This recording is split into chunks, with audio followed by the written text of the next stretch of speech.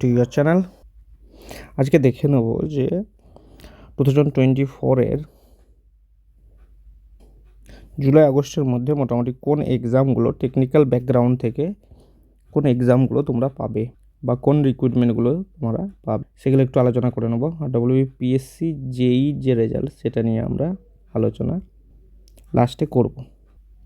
ফার্স্টে আসছে RRB technician আর RRB LB. আগে একসঙ্গে বার হতো রিক্রুটমেন্টটা আরআরবি টেকনিশিয়ান অ্যান্ড এলপি বলে, এখন দুটো আলাদা করে টেকনিশিয়ান অ্যান্ড এলপি আলাদা বার করছে।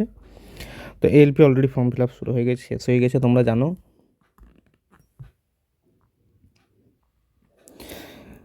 আরআরবি টেকনিশিয়ানের শর্ট নোটিফিকেশান দিয়ে দিয়েছে, এটারও ফর্ম ফিল আপ স্টার্ট হয়ে যাবে। এসএসসি জেইও 29শে ফেব্রুয়ারি নোটিফিকেশান বের করার কথা অ্যাজ পার ক্যালেন্ডার। আরআরবি জেইও কিন্তু জুলাই বা সেপ্টেম্বরের মধ্যে নোটিফিকেশান বের হওয়ার কথা। তো এই জিনিসগুলো কনফার্ম তোমাদের অ্যাজ পার নোটিফিকেশান। আর রিসেন্টলি একটা মন্ত্রিসভা থেকে যেটা পাস হয়েছে পঞ্চায়েত রিক্রুটমেন্টের জন্য, তো এনএস নির্মাণ সহায়ক খুব তাড়াতাড়ি এটা তোমরা পেতে চলেছো, এক্সপেক্টেড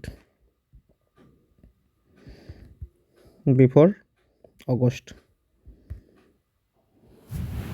এখন এলপিতে শুধু সিভিল ছাড়া বাকিরা তোমরা যাদের ডিপ্লোমা আছে অ্যাপ্লাই করতে পারবে। তো কী কী এলিজিবিলিটি সেই জিনিসগুলো আমি আলোচনা করেছি আগেও। আর এলপির কি এক্সাম প্যাটার্ন, সিলেবাস কী সেটা নিয়ে আমি একটা ভিডিও বানিয়ে দেবো। টেকনিশিয়ানও সেম জিনিস, টেকনিশিয়ান যারা বলেছি আগে সায়েন্স যারা ব্যাকগ্রাউন্ডে আছো, এইচএস দিয়েছে, তারা অ্যাপ্লাই করতে পারবে। অ্যাকচুয়ালি কি ফুল ডিটেলস যে এলিজিবিলিটি আছে আর এক্সাম প্যাটার্ন দুটোই কিন্তু আমি আলোচনা করব। এসএসসি জেই প্রতি বছরে দেয়, সবাই জানো তোমরা। আরআরবি জেই অনেকদিন পরই বের হচ্ছে, যেটা ক্যালেন্ডার অনুযায়ী জুলাই সেপ্টেম্বরে বের হবে। এটা একটা ভালো অপরচুনিটি তোমাদের জন্য। 24-এর ভোটের আগে রিক্রুটমেন্টের ডেট ঠিক করেছে, তো এটা একটা পেতে চলেছো। নির্মাণ সহায়কও তোমরা পেতে চলেছো, এটাও ঠিক। নির্মাণ সহায়ক নিয়ে কি এক্সাম প্যাটার্ন, কীরকম এক্সাম হয় সেটা নিয়ে কিন্তু ভিডিও বানানো আছে। আর প্রিভিয়াস ইয়ার কোশ্চেনগুলো আমরা আলোচনা করছি।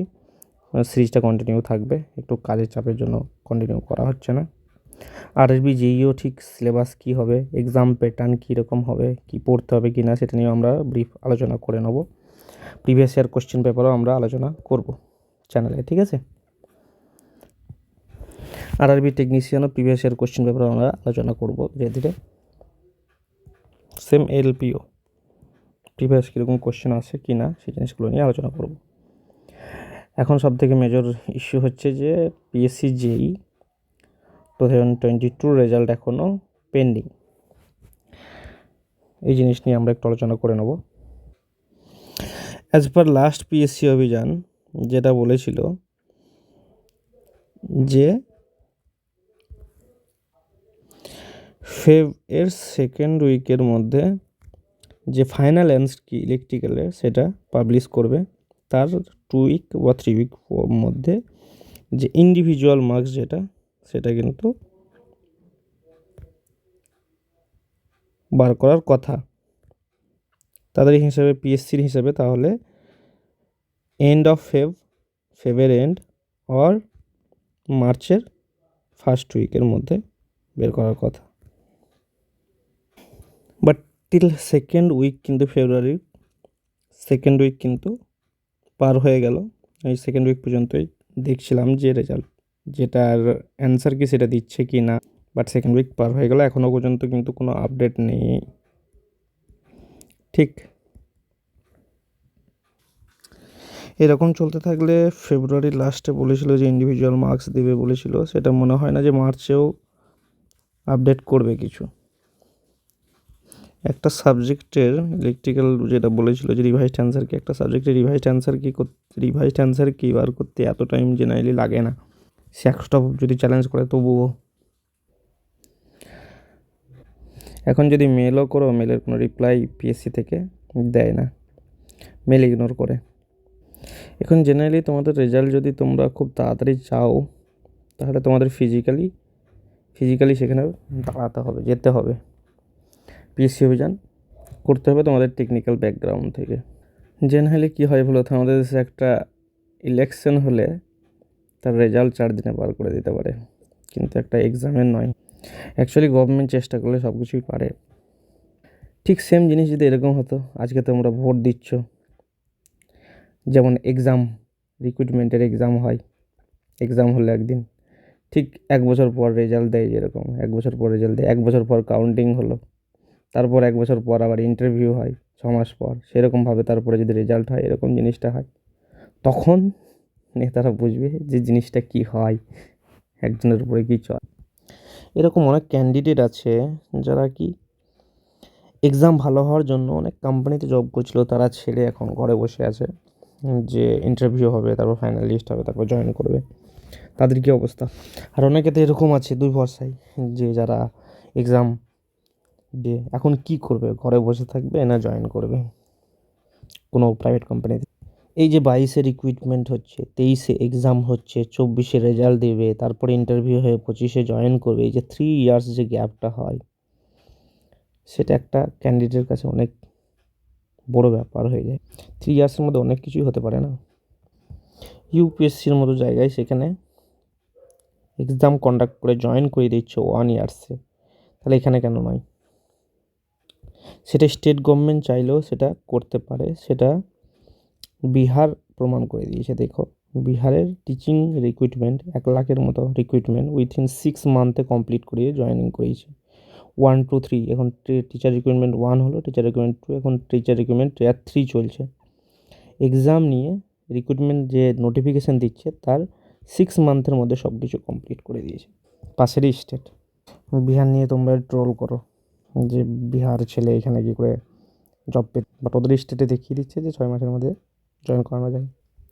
যাই হোক, মুদ্রা কথা এটাই হচ্ছে, তোমাদের রেজাল্ট যদি ফাস্ট ফরওয়ার্ড চাও তোমরা, আর যদি মনে করো না পিএসসি যেমনভাবে চলছে আরও 1 বছর 2 বছর তোমাদের কোনো অসুবিধা নাই ঘরে বসে থাকতে, দেন ইটস ওকে, যেমনভাবে চলছে সেইভাবেই চলুক, পিএসসি যখন ইচ্ছা হবে সেইটা দিতে পারো। যদি তোমরা ফাস্ট ফরওয়ার্ড চাও, তাহলে তোমাদেরকে এগিয়ে যেতে হবে ফিজিক্যালি,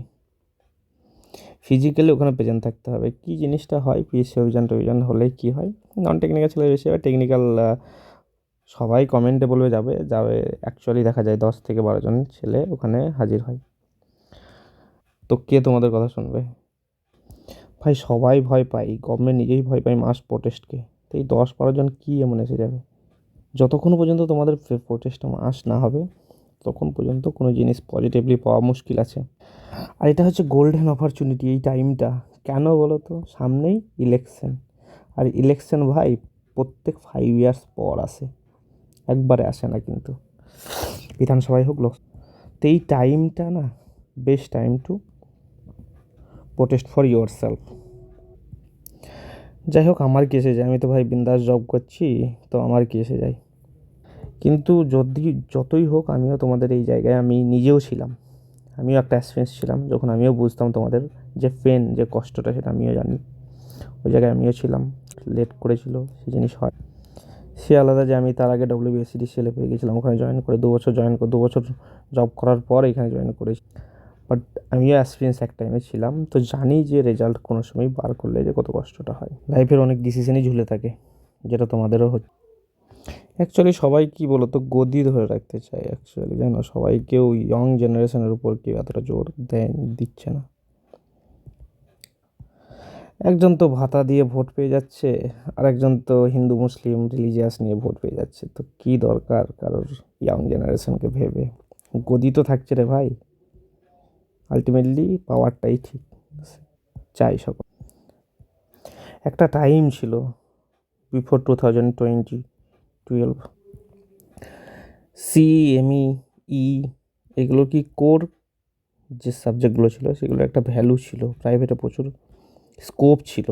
এখন সেই জায়গাটা এখন আর সেই, তোমরা নিজেও জানছো যে এখন কলেজের ক্যাম্পাসিংয়ের কী অবস্থা, না ইন্ডাস্ট্রিয়ালাইজেশন, না তো প্রাইভেটে স্কোপ কমে যাচ্ছে, গভর্নমেন্টে যদি স্কোপ কমে যায়, তাহলে ছেলেপেলে কী করবে, যারা ইঞ্জিনিয়ার আছে তাদের কী অবস্থা হবে?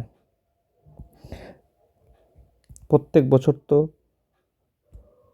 ডিগ্রি কমপ্লিট করা স্টুডেন্ট তো কম হচ্ছে না, দিন দিন বাল্ক হয়ে যাচ্ছে, বেড়েই যাচ্ছে, আর স্কোপ তো এইটুকুই, সেটাও যদি কমিয়ে দেয় তাহলে কী করবে? যাই হোক, ভালো, অনেক আছে কথা, ভিডিও অনেক বড় হয়ে যাবে। অ্যাকচুয়ালি কথা, তোমাদের এখন যেটা করতে হবে, ইউনাইট হতে হবে ভাই। ইউনাইট হয়ে নিজের যে হকটা সেটা নিজেই আদায় করতে হবে। তার জন্য কি করতে হবে সেটা দেখো।